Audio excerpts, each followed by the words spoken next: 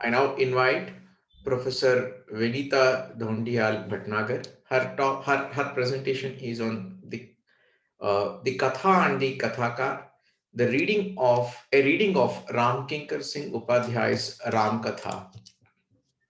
She is a professor and dean at the Department of Humanities in RGPV Bhopal. She has many books, monographs, and articles to her credit. And she has taken to storytelling in the recent past and was part of the team Ramayana, telling of Ramayana at the Feast Festival. Over to you, Professor Vinita. Thank you. So, good afternoon, and thank you, first of all, for inviting me, and also for Shiv Kumarji for being so particular with responses and being so encouraging of the paper. Now, right at the start, I want to say I'm a professor. I'm meant to bore you, so be prepared.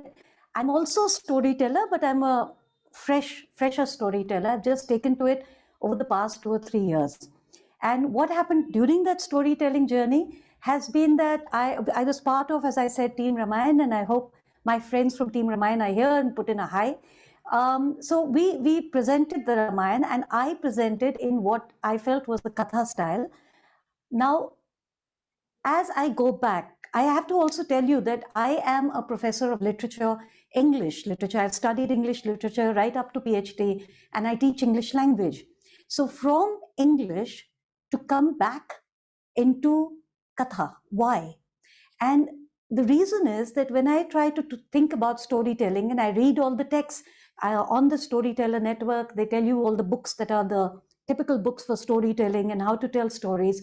And I ask myself, that my nani, my maternal grandmother, used to go with a group of women friends, and they used to go and listen to this particular Kathakaar, who was Ramkinkar Upadhyaya.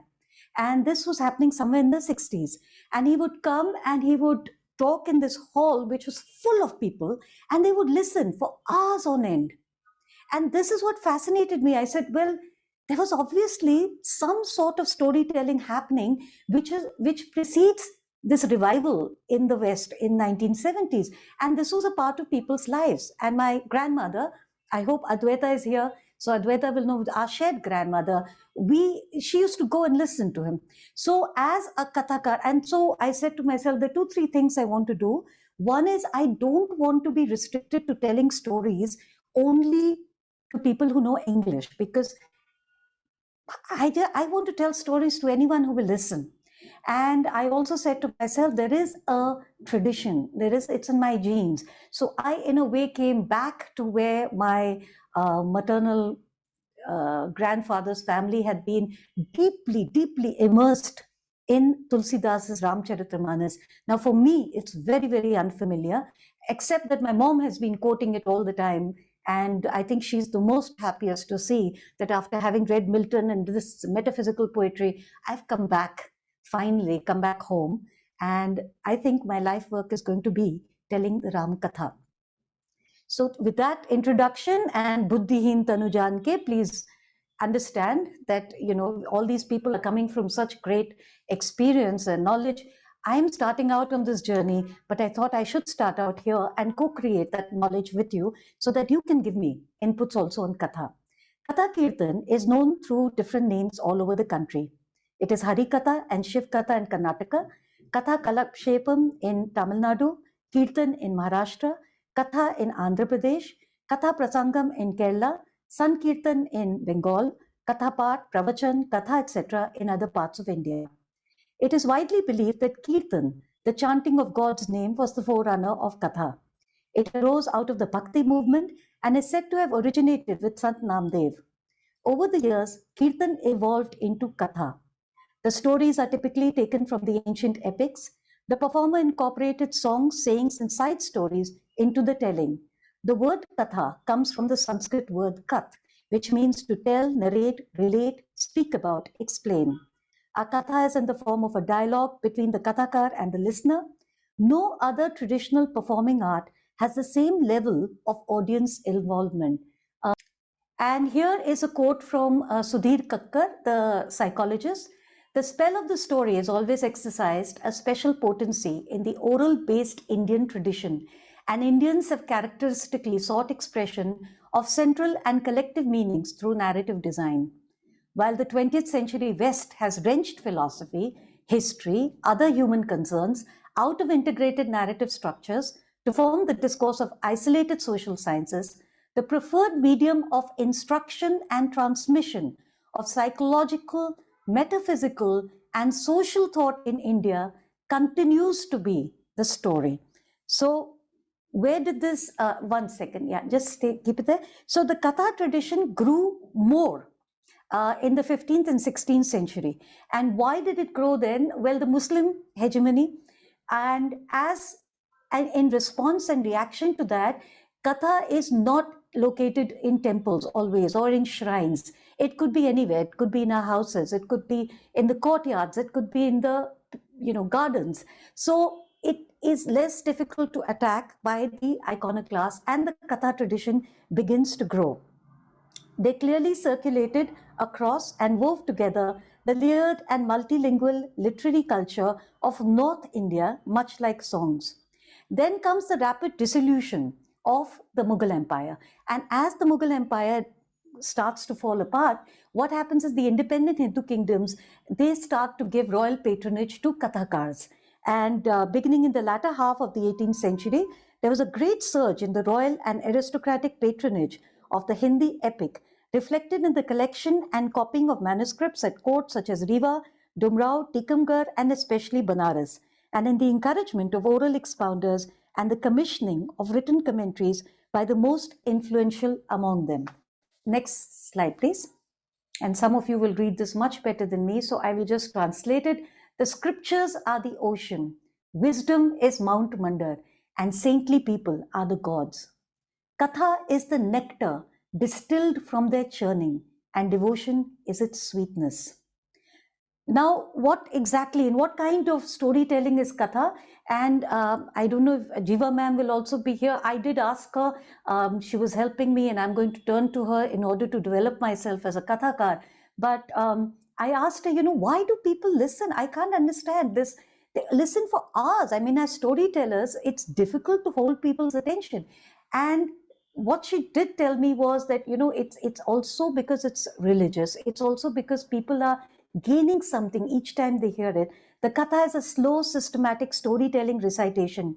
It needs elaboration, elucidation, explanations, illustrations. So what I found interesting is you take something from Tulsidas, but then the Kathakar adds to it, adds his own insight, his own lesson to it. And he addresses somebody and says, Kyun? Doesn't this happen to you? Tumhare saath aisa hua tha na? Yesterday this happened to you. So this is very interactive, and it's a lot of audience participation. So each tale modulates and combines registers of instruction and entertainment through humorous, subversive situations, vivid dialogues, emotional scenes, displays of technical knowledge, and so on. So that drawing a line between entertaining and enlightening instructive tales seems quite artificial. So this dual dynamic of entertainment and education, this is what typifies the Katha. Now, if we've talked about the Katha, what about the Kathakar? Who is the Kathakar? The Kathakar has to be an adhikari, and Deepa did talk about this in her paper. The listener also has to be an adhikari. How do you get this adhikar? And the adhikar comes, first of all, from lineage. And as Geeta ma'am was talking about, the lineage that she belongs to and the lineage of service, of gifting. So this lineage, for example, in the case of Ramkinkar Singh Upadhyaya, his father was Pandit Shivnayak Upadhyaya.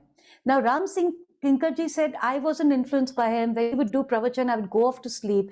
And I say to you, your sleeping is going into your subconscious. So somewhere that influence of the father and the way that he was able to hold an audience, that is important. The second way to become a Kathakar is the Guru Shishya Parampara. So there is no instruction, there is no manual, curriculum, syllabus.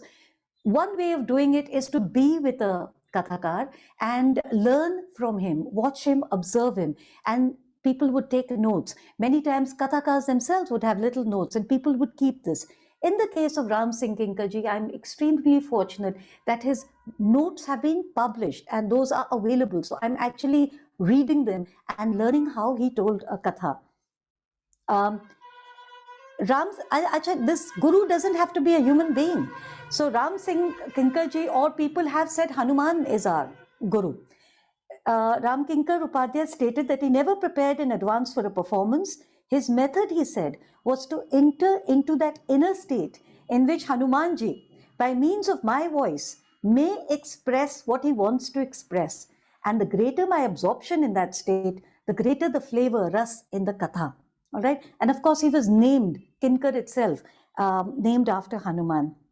Ultimately, the authority comes from the absolute mastery of the text, really knowing it, really knowing it, internalizing it, so much so that the language, structure, and images seem to permeate the mental processes, so that there is no occurrence, word or image encountered in life that does not immediately evoke in the devotee some parallel word, phrase, or situation from the text. The Kathakaar uses songs, satire, humor, gestures, and interpretations to make the story contemporary and relevant. I found this very interesting in Ramkinkar. He talks about it. He talks about his craft as a Kathakaar. And he says, what is the difference between a Katha and Itihas? Itihas, you go to Treta Yuga and you tell us what happened there, and that's fine. So he says, if there's a river in between, you cross that river, you go to where the events are taking place. That is Itihas. But in Katha, you bring those events right into today's milieu and into the hearts and the souls of your listeners. Then that is Katha. So the difference between Katha and Itihas. Can I have the next slide, please? The Kathakaar is both performer and, next one please, and performance. He's an ancient scholar and interpreter. He's often a gifted speaker, singer, dancer, actor rolled into one. The Rajmanalosa of King Someshwara III of the Chalukya dynasty prescribes that he should be aware of 64 ancient Indian arts, should know 4 languages, should be knower of others' mind, improviser, patient, devoid of emotions, noble and traditional and eloquent. Now, a very, very large list of things, and that's what I'm saying. This is going to be my life's work to try to become a Kathakar. He should be well versed in music, endowed with an attractive voice, expertise in Sabha Shastra, scholarly in Puran Shastra and Gitattva. The Kathakar would work to evoke the different ras through his performance and create wonder and awe in the hearts of the listeners. So we look at Katha Samrat Ramkinkar Singh Upadhyaya. And of course, I've told you he was named after Hanumanji, and a series of dreams came to him where he was urged to take up this work. And this has been seen to be common to the work of, or to the lives of Kathakars who've been given this kind of dream, through the dream, a vision, a vocation of where they want to take their lives. But he was different in many ways, and he was visiting professor at Banaras Hindu University, because what he would do was that he would, yes, he was appealing to bhakti, but he was also appealing to gyan.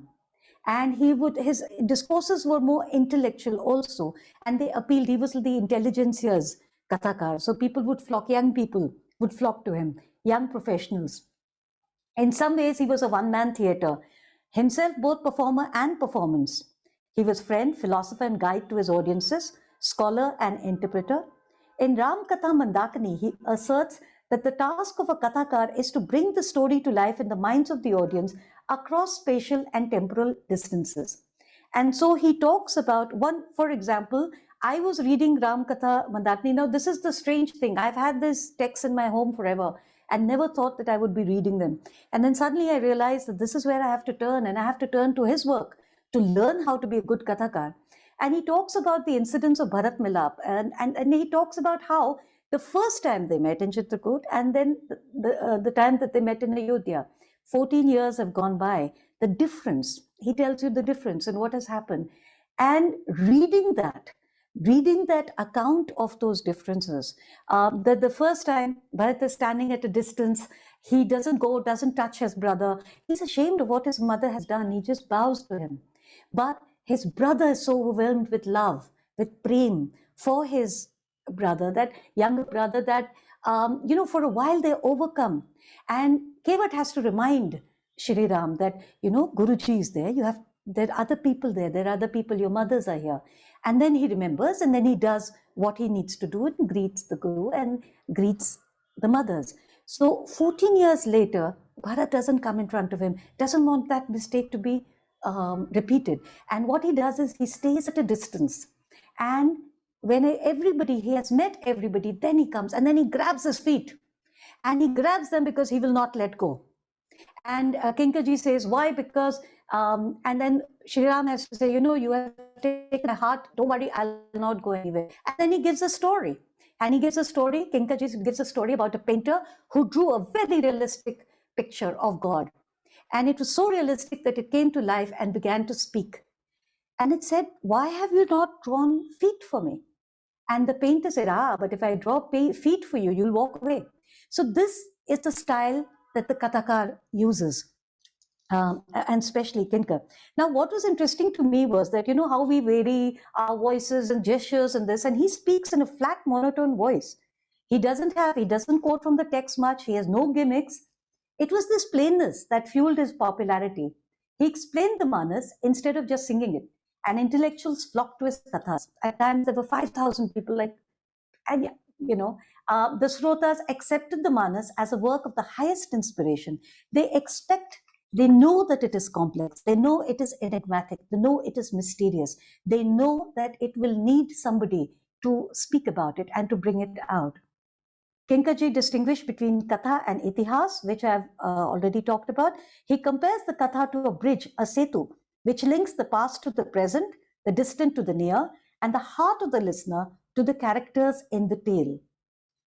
So, and then this whole story of, this is the difference between Itihas and Katha. Katha brings the events and the characters to us. We are no longer just describing emotions or hearing that description, we feel them too. And so this whole thing of, why do we celebrate, for example, the Dashera and the victory over Ravan every year? I mean, it happened once so many years ago. Or why do we celebrate the birth of Ram? And the point is for us to be there again, to be there in person and to feel that. And that's the magic of Katha. Katha is a milieu-oriented art form arising in and inseparable from the spiritual outlook and practice of its listeners. And as Deepa was saying, so I will not repeat that, the listener, the Srota needs to be an Adhikari. They already know the story. We assume they are quite familiar with the story. So when we're telling the story or we're doing the Katha, we're actually bringing out some aspect of it that maybe they hadn't thought of. So that's when the Kathakar gets value. And a good Kathakar is not looking, I am right now looking for audiences that don't know too much about the story. But a good Kathakar is actually looking for audiences that really know the story. And so they are responding to every nuance and every suggestion. Ramkatha Mandakini. This is the text that he wrote. It was meant to be, now the Tulsidas Ramcharitamanas was never intended as a standalone composition. It was intended to be accompanied by prose explanations, elaborations, homely illustrations, because it is, and then of course he talks about all the levels of Katha being told in Tulsidas Ramcharitamanas. The third chapter of Kinkaji's Ram Katha Mandakini begins with Hari Anant, Hari Katha Ananta. God is infinite. Infinite is the number of stories told around him. And this applies especially to the story of Ram. And whenever we do know that wherever the story is told, Hanumanji is there as the Strota. We also know that Hanuman as a Kathakar keeps molding his story to the needs of the, that situation. So when he comes to Sita and Sita ji says, tell Sri Ram how much I miss him and he should come. And then he says, no, if I tell him that, already he's so unhappy, he's so sad. So she says, no, don't tell him that Katha then. Tell him the Katha that will make him strong and pick up that burn. Story, text, teller, telly. So the story of Ram is the story of righteousness, wisdom, good conduct. Every Indian knows the story of Ram. Therefore, the question arises, why should we listen to it? Now, I won't tell you the story, but the answer lies in the Telugu folk story, what happens when you listen. And Balkan, if you listen to that, you'll be blessed with progeny, Sita Kalyanam, marriage, Padukapadi Shekam, granting of boons, Goa's friendship. The Kathakar is both performer and performance. The eyes and ears of the listener are focused on his presence. Kinkar had a deep voice and a towering personality. His audience called him Yug Tulsi, the Tulsidas of this Yug. He was respected for his superior knowledge, wisdom, and understanding, and gained his authority and respect through that distinction. Writers and intellectuals also admired him. In fact, in his discourse, he was able to mingle bhakti and gyan, devotion and knowledge. His katha was held in large assemblies of people, assumed truth-telling by exposition, and was highly interactive.